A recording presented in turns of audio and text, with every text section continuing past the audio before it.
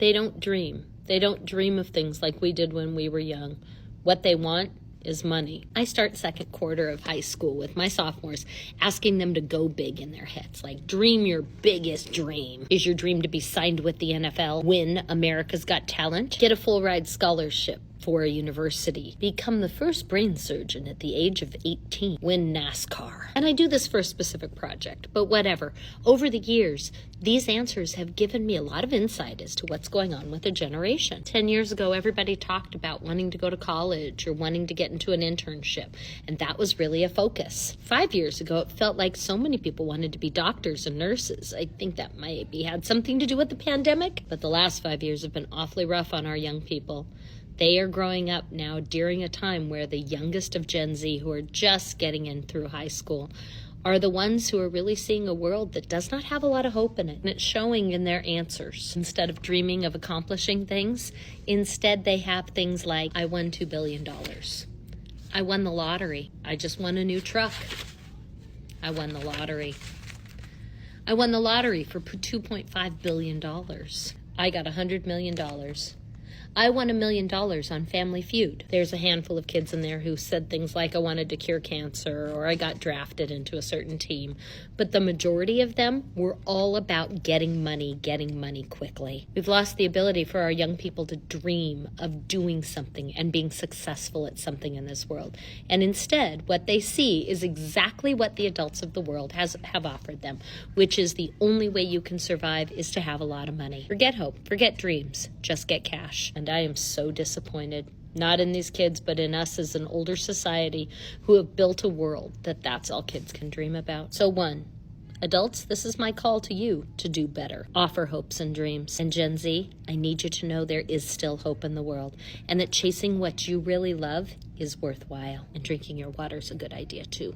I think it's safe to say that many of these upcoming generations are lacking some foresight for the future, and they pretty much have no hope. They have no endeavors. They have no dreams. All the dreams have been squashed, and anything that, when you ask these kids what their dreams are, it'll sum up to a dollar amount. It'll sum up to whatever thing they think will pay off a certain amount of a lifestyle that they've seen other people, probably most likely online, live, that is most likely a facade. These people online are just building up, whether that's credit, loans, other people's money, future money, or straight up their friend shit. Because let's be honest, a lot of what you see online is fake. It's not real.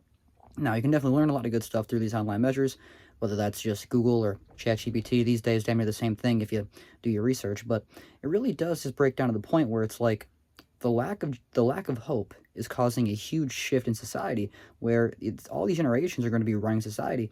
And there's, at least back in the old days, these boomers, Gen Xers, they could see like 100 years in the future. They could try to be like, what's going to happen 25 years from now? If you ask most kids, they don't even really see themselves as at 50. They hope to one day have a roof over their head. My sister was asking me, like, well, have you still been writing down goals? I have this journal here. I have this journal where I commonly write down goals, and my goals these days have just simply been to survive, which is that really a goal?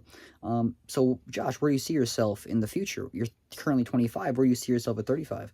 Well, I'm not building a foundation. I'm hoping to have a secure roof, not even secure, a roof over my head at all, and have some food to eat tomorrow, and the bills not be so skyrocketing that I'm in such a high amount of debt that it's, overpowering my income, which these days is hit or miss. So do you guys personally feel like you guys can relate to these kids' sentiments where your only dream is to win the lottery? Or do you think dreams are just kind of been a thing of the past? Or now, with the current day economy, the current day society, it's all downhill? All right, come here. I'm going to tell you a little secret about Gen Z. I don't know a whole lot of them, but I've seen enough of them on this platform to know they don't care if you fire them. So for all of you senior leaders out there saying, well, Gen Z, you're going to lose your job if you're not engaged, or Gen Z, you're just going to get... They don't care. In fact, they say, bring it on. They're like, let's party. Let's do it. Terminate me. Give me a reason to go do something I want to do. And I think that's what you underestimate about that part of the workforce. They're capable of doing good things, but the one thing that they're not capable of for the most part is letting someone control them. And I think so many corporate leadership teams are so accustomed to being able to put the hammer down verbally and their employee base jump in line as quickly as possible. And Gen Z won't do that. They'll crowdsource their bills. They'll put their GoFundMe on social media. And complete strangers will give them money just to fight the corporate machine. So I think you underestimate what you're dealing with here. I mean, yeah, their work ethic and entitlement, all of those things are a separate conversation. But if your answer to the things that you don't like about Gen Z is you're just going to terminate them, guys, they're not afraid of you. Now, some people might find it so interesting and so kind of unfortunate how Gen Z, these younger generations, are so willing to just drop everything that's going on and just, opt out to something else. Despite how long they might have been building up that said endeavor, despite, the consequences that it might cause, because they're so full of it, they're so out of it, they're just so done with it all, that they'd rather just have any sort of other reality versus the one that's right in front of them. So, with that being said, I kind of think it's crazy to think how, when you really want to talk about why these people, Gen Z, people my age, are having these types of reactions, I think there's some weight here on their end as well, because when you look around and you see all these people who are double your age, triple your age, you're looking at your potential future, and you see that they're just as replaceable as you are, and you've seen people be replaced who has been doing your positions, despite how far up the corporate ladder they are, whether it's corporate or not, despite how far up the ladder they are, you've seen these not really work out in their life. So you kind of think to yourself, are you really so lucky? I mean, you haven't been so lucky throughout your life. Look where you are now. Do you think things will change? Most people don't. Most people just think they're the average, and to be honest, most of us are the average. So you end up just thinking to yourself, if other people can do it, I can do it too. And if other people are going to end up in this position fucked anyway, I might as well be fucked being slightly happier. Not happy, I think happy has been thrown out the window. Being slightly more fulfilled, if that's even worth it. But what is fulfillment these days? Is fulfillment founded in getting your time back? Is fulfillment founded in having a whole lot of built-up assets where you don't have to worry about any sort of stress?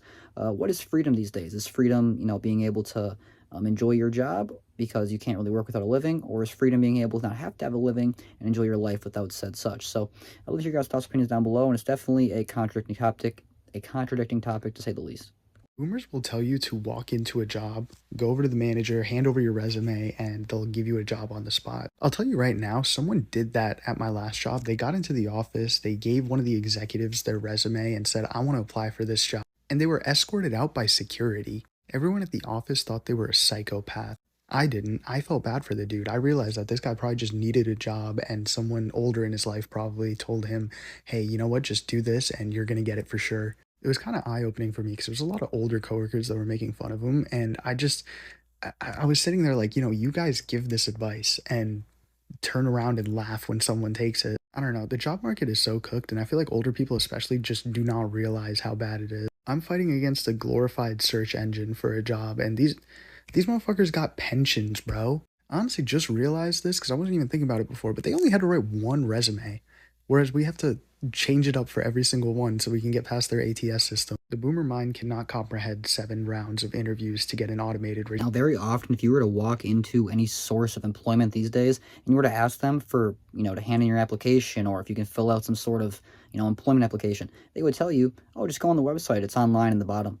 And in reality, you end up doing that. You end up getting scoped over by a bunch of ChatGPT bots, and you never really get your resignation into the door. You never even get to, the manager never even hears what your name is. But, they used to say, if the manager sees your face, you have a much more likely odds to get the job. These days, I don't even think even managers care that much about their job, because even managers are barely getting by. They can still barely fucking pay their bills. So if they don't really care about their job, they're not really going to do the due diligence to care about your, pursuit of career endeavors, and pursuit of, income. And they're going to be also, if you don't really already qualify, there's probably a bunch of other people that the ChatGPT bot has already, sectioned out that probably fill their role more than you do. And you don't really know exactly what key points to fill into your application to make the ChatGPT bot put you through a little bit of the, blockage there.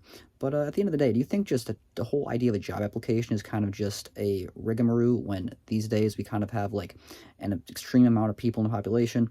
Some cities are so overpopulated, as well as you can always make more business, but with business owners now trying to resort to online endeavors like, bots and ChatGPT stuff, it's kind of making a lack in the market of employers needing employees, because it's a lot cheaper to source out online work and these robotic measures. Do you personally have any other thoughts or opinions regarding anything discussed in today's video, or you also feel like we're living in a real-life Black Mirror episode. And don't forget to like, comment your thoughts, opinions down below, and subscribe to see my daily videos right here on the channel. And a huge shout out to the handful of you guys checking out those links down below in the description. Those are always some of the best ways to support me and the content around here. It's kind of all I got for today. Hope you guys have been enjoying. I plan to pump out much more content lately and be much more consistent than I usually am. So hope you guys have been enjoying, which will be probably regarding us touching on different topics and other different conversations. So feel free to let me know down below in the comments what you would like to hear me talk about. So Warren, appreciate you. God bless. Hope you enjoyed. It's kind of for me in this one. So see you next time. Bye.